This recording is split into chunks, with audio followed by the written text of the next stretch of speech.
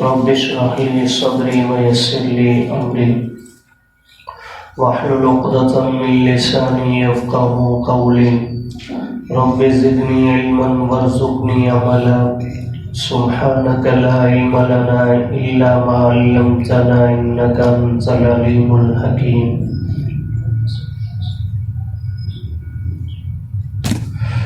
وقال رجل مؤمن، اور کہنے لگا ایماندار شخص، من آل فرعون، آل فرعون میں سے، یکتم ایمانہ، جو چھپاتا تھا اپنا ایمان، اتقتلون رجلا، کہ کیا تم لوگ قتل کرنے لگے ہو ایسے شخص کو، ان یقول ربی اللہ، جو کہتا ہے کہ میرا رب اللہ ہے، وقد جاءکم، اور تحقیق وہ لایا ہے تمہارے پاس، بالبینات من ربکم، واضح نشانیاں تمہارے رب کی طرف سے، وَإِن یَکُ کاذبا، اور اگر وہ ہے جھوٹ بولنے والا، تو فعلیہ کذبہ، پس اسی پر ہوگا اس کا جھوٹ، وَإِن یَکُ صادقا، اور اگر ہے وہ سچ بولنے والا، یصبکم بعض الذی یعدکم، تو پہنچیں گی تمہیں وہ بعض سزائیں جن کا وہ تم سے وعدہ کرتا ہے، ان اللہ لا یہدی، کہ بے شک اللہ تعالی ہدایت نہیں دیتے، من هو مسرف کذاب، اس شخص کو جو حد سے بڑھنے والا اور جھوٹا ہو. یا قوم، اے میری قوم، لکم الملک اليوم،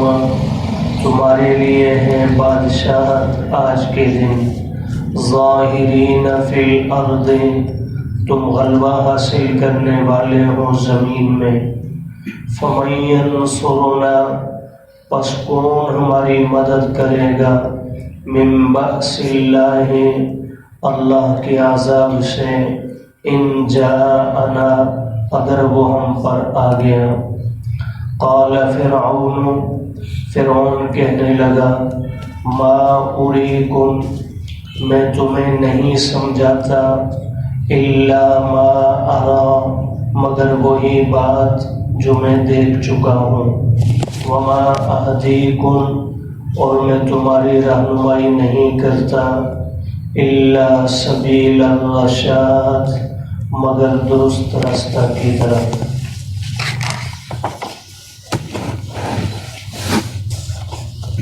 نبی کریم صلی اللہ علیہ وسلم کی رسالت کا ذکر اور مشرکین مکہ کی مذمت اللہ پاک بیان فرما رہے تھے. اسی سلسلہ میں اللہ نے سابقہ قوموں میں سے حضرت موسیٰ علیہ السلام کی قوم، جو کہ بنی اسرائیل اور قبطی دونوں کی صورت میں تھی، اللہ نے ان کا ذکر بھی یہاں فرمایا. گزشتہ رکوع میں بھی اللہ نے حضرت موسیٰ کی بعثت کا ذکر فرعون، حامان اور قارون کی طرف اللہ نے فرمایا، اور فرمایا جب وہ ان کے پاس آ چکے تو بجائے ان کی بات کو تسلیم کرنے کے یہ بدبخت، انہوں نے فیصلہ کیا کہ بنی اسرائیل کے لڑکوں کو قتل کر ڈالو اور ان کی عورتوں کو زندہ چھوڑ دو تاکہ ان کی نسل آگے نہ بڑھنے پائے. اور فرعون اپنی قوم کو اطمینان دینے کے لیے یہ کہنے لگا کہ اگر تم لوگ حضرت موسیٰ کو قتل کرنے کی ہمت نہیں کر رہے تو مجھے چھوڑ دو، میں خود ہی اسے قتل کر دوں، اور میں دیکھتا ہوں یہ اپنے رب کو پکارے گا، وہ اسے بچاتا ہے یا نہیں، معاذ اللہ. اور فرعون نے اس موقع پر حضرت موسیٰ علیہ السلام کے قتل کی دو وجہ بھی بیان کی کہ میں کیوں قتل کرنا چاہتا ہوں. کہنے لگا، ایک تو مجھے ڈر ہے کہ یہ تمہارا دین بدل نہ دے، اور دوسرا مجھے ڈر ہے یہ زمین میں فساد نہ برپا کر دے. اب دین کے بدلنے سے اس کی مراد یہی تھی کہ میں بھی رب العالی بن بیٹھا ہوں اور اگر اس کی بات تم مانو گے تو ایک اللہ کے سوا تم کسی کے آگے جھکو گے نہیں، تو میری نظر میں یہ تمہارا دین بدل جائے گا۔ اور دوسرا کہنے لگا زمین میں یہ فساد پھیلائے گا۔ اس سے مراد اس کی یہ تھی کہ یہ اگر غالب آ گیا تو میری حکومت باقی نہ رہے گی، اور مجھ جیسے آدمی کی حکومت کا باقی نہ رہنا یہ زمین میں فساد ہے۔ اب ظاہر بات ہے جیسی سوچ ہو تو ویسے الفاظ بھی نکلتے ہیں۔ اب فرعون کی نظر میں وہ ہادی تھا، وہ مصلح تھا، اور معاذ اللہ موسیٰ علیہ السلام اس کی نظر میں فسادی تھے۔ تو بہرحال اس نے حضرت موسیٰ کا جب قتل کرنے کا پختہ ارادہ کر لیا تو حضرت موسیٰ نے بھی اپنے رب سے پناہ طلب کی، فرمانے لگے میں رب کی پناہ چاہتا ہوں ہر متکبر سے اور ہر اس شخص سے جو آخرت پر ایمان نہیں رکھتا۔ اب آج کی آیات میں بھی اللہ نے اسی واقعہ کو آگے ذکر فرمایا ہے۔ قرآن مجید چونکہ قصہ کہانی کی کتاب ہے نہیں کہ پوری ترتیب کے ساتھ پورے واقعہ کو کیا کیا ہوا سب بیان کیا جائے، اس لیے جہاں جہاں سے جو چیزیں اصلاح عقیدہ و اعمال کے لیے ضروری ہوتی ہیں قرآن مجید میں صرف وہی ذکر کی جاتی ہیں، اس لیے اب پیچھے کی بات اس کے بعد کیا ہوا اللہ نے اس کا بیان نہیں کیا۔ اب آگے اللہ پاک نے ایک رجل مؤمن کا ذکر فرمایا ہے۔ یہ شخص اللہ نے بھی یہاں اس کو اجنبی بنا کر ہی ذکر فرمایا، اور روایات کے اندر بھی اس کا نام نہیں ملتا۔ روایات میں اتنی بات ضرور ملتی ہے کہ حضرت موسیٰ علیہ السلام کی دعوت پر فرعونی قوم میں سے صرف 3 لوگوں نے کلمہ پڑھا ہے۔ بنی اسرائیل تو آپ کے ماننے والے تھے ہی جو لاکھوں کی تعداد میں تھے، لیکن فرعونی قوم میں سے جو فرعونی لشکر کا حصہ تھے اور باقاعدہ فرعون کی قوم سے تھے، نسل سے تھے، ان میں سے صرف 3 لوگوں نے کلمہ پڑھا ہے حضرت موسیٰ کا۔ ایک فرعون کی بیوی جناب آسیہ ہے، اور دوسری وہ شخص ہے جس کے متعلق قرآن مجید نے دوسرے ایک مقام پہ ذکر فرمایا وَجَاءَ رَجُلٌ مِّنْ أَقْصَى الْمَدِينَةِ يَسْعَىٰ، ایک شخص دوڑتا ہوا آیا کنارے سے اور آ کر کہنے لگا یا موسیٰ اِنَّ الْمَلَأَ يَأْتَمِرُونَ بِكَ لِيَقْتُلُوكَ، بادشاہ اور سارے وڈیرے جمع ہو چکے ہیں اور تیرے قتل کا مشورہ کر رہے ہیں، لہذا تو یہاں سے نکل جا۔ یہ وہ مدین جانے سے پہلے جب قبطی کو جناب موسیٰ نے ایک مکہ دے مارا اور قضائے اجل پہنچی اور وہ بدبخت مر گیا۔ کبھی کبھی نہ چاہتے ہوئے بھی آزمائشیں انسان کے سامنے کھڑی ہو جاتی ہیں۔ اب جناب موسیٰ بھی اسے قتل نہیں کرنا چاہتے تھے، اصلاح مقصود تھی، لیکن وہ اصلاح میرے رب نے ایک آزمائش کا ذریعہ بنا دیا تاکہ حضرت موسیٰ کو وہاں سے نکال کر مدین پہنچایا جائے، اور پھر بکریاں چرانے کا کام اور جناب شعیب کی تربیت میں رکھ کر اللہ پاک نے چونکہ 40 سال عمر پورے ہونے پر نبوت عطا فرمانی تھی تو وہ تربیت کے مراحل سے گزارنا تھا حضرت موسیٰ کو، اس لیے اللہ پاک نے ان حالات کے اندر حضرت موسیٰ کو پہنچایا۔ تو بہرحال اس قبطی کے مر جانے کے بعد جب حضرت موسیٰ کے قتل کے مشورے ہونے لگے تو ایک شخص نے آ کر جو ہے حضرت موسیٰ کو خبر دی تھی، یہ شخص بھی ایمان لا چکا تھا خفیہ طور پر۔ اور تیسرا شخص رجل مومن یہ ہے جس کا یہاں آج ذکر موجود ہے اس آیت کریمہ میں، یاد رہے یہ رجل مومن اور ہے اور وہ خبر مشورے کی خبر لانے والا شخص اور تھا۔ اب اس شخص نے اپنی قوم کے سامنے آج تک ایمان چھپا رکھا تھا، لیکن جب دیکھا کہ یہ لوگ تو پختہ ارادہ کر چکے ہیں جناب موسیٰ کو شہید کرنے کا، تو اب اس نے کوشش کی کہ اب پانی چونکہ سر سے اوپر ہونے لگا ہے تو اب اس نے کوشش کی کسی طریقے سے میں اس جو ہے فیصلے کو تبدیل کروا سکوں، تو اصلاحی انداز میں کہنے لگا وقال رجل مؤمن، کہا ایک مومن شخص نے، یہ تھا کون؟ من آل فرعون، حضرت موسیٰ کی قوم کا نہیں تھا، یہ فرعون کے آل میں سے تھا، یکتم ایمانہ، جو ابھی تک اپنے ایمان کو چھپائے ہوئے تھا، اور اس نے کیا کہا اتقتلون رجلا، کیا تم لوگ قتل کرنے لگے ہو ایک ایسے شخص کو جس کا جرم یہ ہے ان یقول ربی اللہ، کہ وہ کہتا ہے میرا رب صرف اللہ ہے، بس یہ جرم ہے اس کا، اور اس بات پہ تم قتل کر رہے ہو۔ اور یہ جملہ بھی وہ بلا دلیل نہیں کہتا، وَقَدْ جَاءَكُمْ بِالْبَيِّنَاتِ مِنْ رَبِّكُمْ، تحقیق وہ لا چکا ہے تمہارے سامنے واضح نشانیاں تمہارے رب کی طرف سے، معجزات بھی، کتاب بھی، تمہارے سامنے نشانیاں بھی لے کر آ چکا ہے۔ یہ رجل مومن تو فرعونی لشکر میں سے تھا جو حضرت موسیٰ پر ایمان لا چکا تھا۔ اس قوم کے اندر بھی رجل مومن ایک اس امت میں بھی گزرا ہے، اور جس کا ذکر تقریباً کتب احادیث میں اکثر مقام پر یہ روایت موجود ہے حضرت علی رضی اللہ تعالی عنہ سے۔ ایک مرتبہ منبر پر آپ جلوہ افروز ہوئے اور پھر سوال فرمایا سامعین سے، من اشجع الناس، جانتے ہو حضور علیہ السلام کی اس امت میں سب سے بہادر کون ہے؟ آج بھی جب بہادری کا ذکر آتا ہے تو میرا اور آپ کا ذہن بھی کہاں جاتا ہے؟ حضرت علی رضی اللہ۔ لیکن معذرت کے ساتھ حضرت علی بہادر ہیں۔ آج میں نے جو حدیث سنانی ہے حضرت علی کی ہے، ان کا فیصلہ میں سناؤں گا، لیکن ہمارے ذہن یہ فوراً حضرت علی کی طرف ہی کیوں مبذول ہوتے ہیں؟ شیر خدا، فاتح خیبر، اللہ نے بہادری کے جو ہے کمال عطا فرمایا تھا بہادری میں آپ کو، لیکن ہمارا ذہن ایک سازش اور چال کی وجہ سے اس طرف جاتا ہے۔ کیا مطلب ہے؟ حضرت علی بہادر ہے، حضرت ابوبکر بہادر نہیں؟ حضرت علی بہادر ہے، حضرت عمر بہادر نہیں؟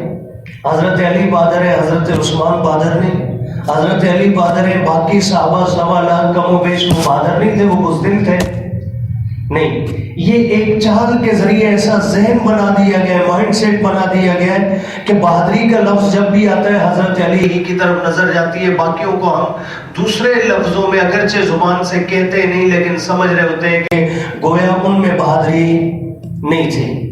اور خیبر کے واقعہ کو بھی بنیاد بنا کر کہ دیکھیں جی ابو بکر بھی موجود ہے، عمر بھی موجود ہے، عثمان بھی موجود ہے، معاویہ بھی موجود ہے، لیکن حضور فرما رہے علی کو بلا کر علم ان کے ہاتھ میں دے کر کہ یہ کل جو ہے اس قلعہ کو فتح فرمائیں گے۔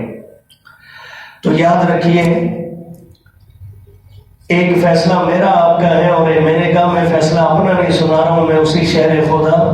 علی المرتضیٰ رضی اللہ عنہ کا فیصلہ، اور یہ کتب احادیث میں سے اکثر میں یہ روایت موجود ہے۔ اور حضرت علی نے یہ سوال نہیں فرمایا من اصدق الناس، لوگوں میں سچا کون ہے، من اعدل الناس، لوگوں میں عادل کون ہے، بلکہ حضرت علی نے سوال ہی یہ فرمایا لوگوں من اشجع الناس، حضور کی امت میں سب سے بہادر کون ہے؟ سامعین میں سے بعض نے کہا انت، آپ، فرمایا نہیں۔ پھر سامعین نے پوچھا کہ آپ بتلا دیجئے کون؟ تو حضرت علی رضی اللہ عنہ نے نام پہلے ذکر کرتے ہوئے پھر حضرت ابوبکر صدیق کی بہادری کے کچھ واقعات بھی ذکر فرمائے، تو فرمانے لگے حضور علیہ السلام کی امت میں سب سے بہادر اگر کوئی شخص تھا تو وہ سیدنا ابوبکر صدیق رضی اللہ تعالیٰ تھے۔ اور انہوں نے بہادری کے پھر واقعات ذکر کرتے ہوئے ایک فرمایا بدر کے میدان میں حضور علیہ السلام کے خیمے پر اگر حفاظت کی ڈیوٹی کسی کی لگی ہوئی تھی تو وہ کون تھا جی؟ سیدنا ابوبکر صدیق۔ احد کے میدان میں نبی کریم صلی اللہ علیہ وسلم کے اوپر ایک وقت تک پہرا دینے والے جب تک شور و غل بپا نہیں ہوا اس وقت تک دشمن کے ہر وار کو روکنے والی اگر شخصیت تھی تو وہ کون تھا جی؟ سیدنا صدیق اکبر۔ اور یہ تو بعد کے زمانے کی بات ہے جب صحابہ کثیر تعداد میں حلقہ اسلام میں آ چکے ہیں۔ ابتدائے اسلام میں مردوں میں سب سے پہلا کلمہ پڑھنے والا ابوبکر صدیق، تو کیا ان حالات کے اندر حضور علیہ السلام کے لیے آزمائشیں اور مسائل نہیں تھے؟ قدم قدم پر مسائل، یہاں تک کہ حضرت علی نے اسی حدیث کے اندر وہ واقعہ ذکر فرمایا کہ اللہ کے پیارے حبیب صلی اللہ علیہ وسلم نے بیت اللہ میں جا کر اللہ کی وحدانیت کا ذکر فرمایا۔ مشرکین مکہ حضور پر ٹوٹ پڑے، کسی میں ہمت نہیں، تھے بھی چند اس وقت کلمہ پڑھنے والے، لیکن فرمایا کسی میں ہمت، حالانکہ حضرت علی بھی اس وقت کلمہ پڑھ چکے تھے، اگرچہ عمر اتنی زیادہ نہ تھی لیکن کلمہ پڑھ چکے تھے، اسلام میں داخل ہو چکے تھے۔ فرمانے لگے کسی میں ہمت نہیں تھی، اچانک میں نے دیکھا ایک شخص ادھر سے نکلا اور آ کر حضور علیہ السلام کے اوپر یوں جھک گیا، دشمن کے سارے وار اپنے اوپر برداشت کیے اور اللہ کے محبوب کی حفاظت فرمائی۔ فرمایا جب چہرہ اوپر اٹھایا تو ہم نے دیکھا وہ سیدنا ابو بکر صدیق تھے۔ تو اس سے معلوم ہوا کہ اس امت کے اندر سب سے بہادر شخص سیدنا ابو بکر صدیق اور رجل مؤمن بھی حضرت ابو بکر صدیق، اور یہ ایک موقع نہیں، 2-3 واقعات ایسے حضرت ابو بکر صدیق کے ملتے ہیں کہ حضور کا اکیلا دفاع کرنے والے ابو بکر صدیق، اور اس موقع پر انہوں نے یہی آیت کریمہ پڑھی، اتقتلون رجلا ان یقول ربی اللہ، اے مشرکین مکہ کیا تم اس شخص کو قتل کرنا چاہتے ہو جو کہتا ہے میرا رب اللہ ہے؟ جیسے حضرت موسیٰ کے لیے اس شخص نے یہ جملہ ذکر کیا۔ تو بہرحال اللہ پاک تمام صحابہ کرام کی عزت و قدر کرنے کی ہمیں توفیق عطا فرمائے۔ تو بہرحال اس رجل مومن نے کہا تقتلون رجلا، کیا تم قتل کرتے ہو اس شخص کو ان یقول ربی اللہ، جو کہتا ہے کہ میرا رب اللہ ہے، وقد جاءکم بالبینات، حالانکہ وہ لا چکا ہے تمہارے سامنے واضح دلیلیں من ربکم، تمہارے رب کی طرف سے، وَإِن یَکُ کاذبا، اب آگے ان کو بھی تھوڑا ٹھنڈا کرنے کے لیے یہ حکمت استعمال کی، حق بات بھی کہہ دی اور اب جو ہے تھوڑا سا حکمت والا انداز اختیار فرمایا۔ کہنے لگے اگر تمہاری نظر میں حضرت موسیٰ خدا نخواستہ جھوٹے ہیں تو فعلیہ کذب، چھوڑ دو انہیں ان کے حال پر، ان کا جھوٹ ان کے اپنے اوپر لوٹ آئے گا، اس لیے کہ جھوٹا شخص کبھی کامیاب، اس کے جھوٹ کبھی نہ کبھی کھل جاتے ہیں، لیبل کتنا ہی اچھا کیوں نہ لگا لیں، وہ کبھی نہ کبھی اس کے اندر کا خبث نکل کر امت کے سامنے آ جاتا ہے۔ اس وقت بھی ہوا اور آج کے زمانے میں بھی ایسا ہو رہا ہے۔ تو فرمایا وہی ہے کو کاذبا فعلیہ کذب، اگر وہ جھوٹا ہے تو اس کا جھوٹ اس کے اپنے اوپر ہے، وہی ہے کو صادقا، اور ساتھ تنبیہ بھی فرما دی، لیکن یاد رکھو اگر وہ سچا ہے اور اندر ہی اندر سے کہا ہوگا میں جانتا ہوں یہ سچے ہیں، اور اگر حضرت موسیٰ سچے ہیں تو یصبکم بعض الذی یعدکم، پھر یاد رکھنا پہنچیں گی تمہیں وہ بعض سزائیں، وہ عذاب الذی یعدکم، جن کا وہ تم سے وعدہ کر رہا ہے کہ اگر دین قبول نہیں کرو گے تو اللہ تمہیں ہلاک و برباد کر دے گا، تو وہ عذاب تم پر آ کر رہے گا پھر۔ اور ساتھ ہی ساتھ کہا ان اللہ لا یہدی من هو مسرف کذاب، یاد رکھو اللہ رہنمائی نہیں فرماتے اس شخص کی جو حد سے بڑھ جائے اور جھوٹ بولنے میں بھی جو ہے تجاوز کرنے لگے، کذاب انتہائی جھوٹا ہو جو شخص۔ اور مزید کہنے لگا یا قوم، اے میری قوم، لکم الملک اليوم، میں جانتا ہوں آج تم لوگ کیوں اترا رہے ہو، اس لیے کہ آج بادشاہی تمہاری ہے، اللہ نے ظاہری طور پر تمہیں آج اختیار دے رکھا ہے، جس کے نتیجے میں ظاہرین فی الارض، زمین میں تم غالب آنے والے ہو، آج دبدبا تمہارا ہے، لیکن وہ دن کبھی نہ بھولنا، فَمَن يَنصُرُنَا، بس کون ہماری مدد کرے گا، من بأس اللہ، اللہ کے عذاب سے، ان جانا، اگر عذاب آ گیا ہم پر۔ فرمایا کہ اگرچہ ابھی اس وقت تم طاقتور ہو لیکن اگر اللہ کی گرفت آ گئی تو کیسے بچو گے تم؟ قال فرعون ما اریکم، اب اس شخص کی دعوت ظاہر بات پر اثر تھی، یہ سامعین پر بھی اثر کرنے لگی، تو فرعون بدبخت نے فوراً جو ہے وہ پاسا پلٹا اور اپنے لوگوں کو بچانے کے لیے کہنے لگا ما اریکم، میں نہیں سمجھاتا تمہیں الا ما ارا، مگر وہ بات جو میں دیکھ چکا ہوں، چونکہ اس کا موقف یہ تھا کہ حضرت موسیٰ معاذ اللہ جھوٹے ہیں، حضرت موسیٰ جو ہے وہ فساد پھیلانے والے ہیں، تو اب اس شخص کی دعوت کے نتیجے میں تو لوگوں کے ذہن صاف ہو چکے تھے، تو فرعون نے دیکھا یہ منظر تو کہنے لگا کہیں میں اکیلا نہ رہ جاؤں، تو کہنے لگا سنو میں تمہیں وہ بات سمجھا رہا ہوں جو میں آنکھوں سے دیکھ چکا ہوں، وما اہدیکم، اور نہیں دکھاتا تمہیں میں الا سبیل الرشاد، مگر درست راستہ۔ فرعون کی طرح درست راستے دکھانے والے آج بھی ہیں، اللہ سے پناہ مانگا کریں گے۔ بعض لوگ ہادی بن کر جو ہے ہمارے سامنے آئیں گے لیکن حقیقت ان کی فرعون جیسی ہوتی ہے، تو اللہ پاک سے ہمیشہ یہ دعا مانگا کریں، اے اللہ جو تیری نظر میں سچے ہیں، جو تیرے ہیں، ان کی محبت ہمیں عطا کر دے۔ اللہ دین کی سمجھ اور عمل کی